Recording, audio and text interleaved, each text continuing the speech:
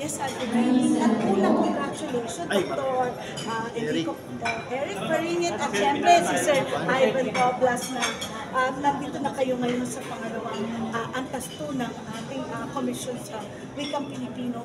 Bilang kayo po ang champion sa buong DOST agency. Ang Fisher po ay nangunguna para mailaymanas sa Tagalog yung mga agham at teknolohiya na nung nakaraan ng National Academy of Science and Technology na hinamo ng ating national artist Leo Alma ang mga national scientists natin na paano ito makatulong sa ating mga kababayan na kayo po bilang champion sa agency ng US.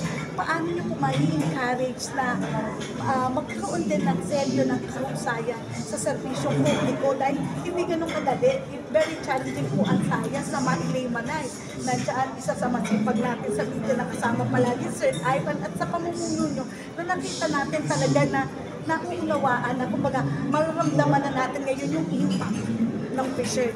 Una, nagpapasalamat kami sa Komisyon ng Wikang Pilipino sa parangal na ito. Sa pagpapataas ng ating antas mula doon sa isa, antas una, sa pangalawang antas na ngayon sa loob ng 3 taon. Kinikilala nito ang aming pagnanais at ang aming pagsisikap upang mapaangat ang antas ng paggamit ng wikang Pilipino kahit sa isang napakahirap na larangan kagaya ng siyensya at teknolohiya. No? Sa amin naman, saganang amin sa Fisher, may mga programa kaming may nauukol sa pag-preserba ng ating wika. Meron tayong programa sa pagsasali ng wika gamit ang mga makabagong teknolohiya gaya ng artificial intelligence o yung tinatawag ng natural language processing.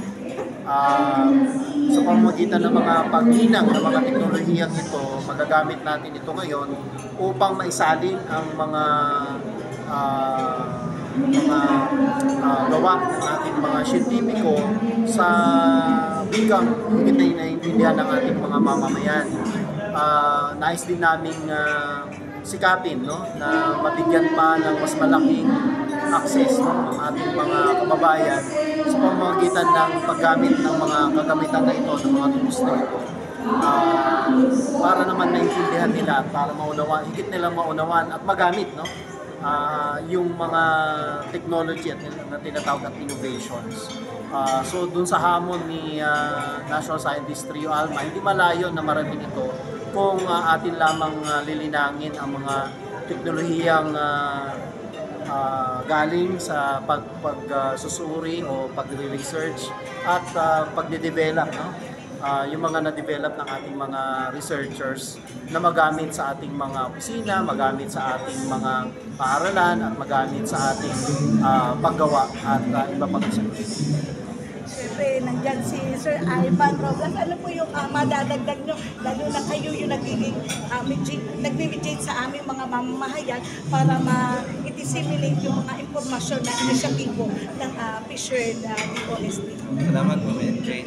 Yung unang papasalamat kami sa management, sa pagkulit na suporta dito sa ating hikain ang gamit ng sa pamamahayan. Kasi niniwala kami na higit na mararating natin yung ating mga kababayan. Gagamitin natin yung lingkuan na ginagamit nito.